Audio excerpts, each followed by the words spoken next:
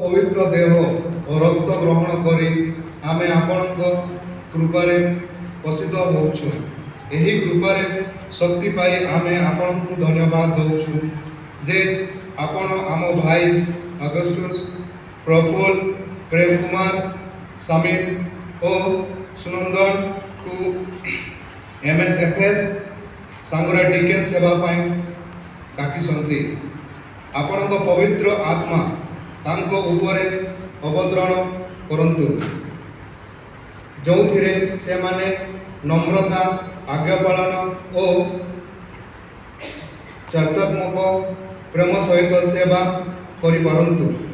आपणक वचन को साहस और विश्वास सहित प्रक्षेपण करबाकू गरीब, दुखी और आवश्यकमंद लोक मानकू करुणा सहित सेवा करबाकू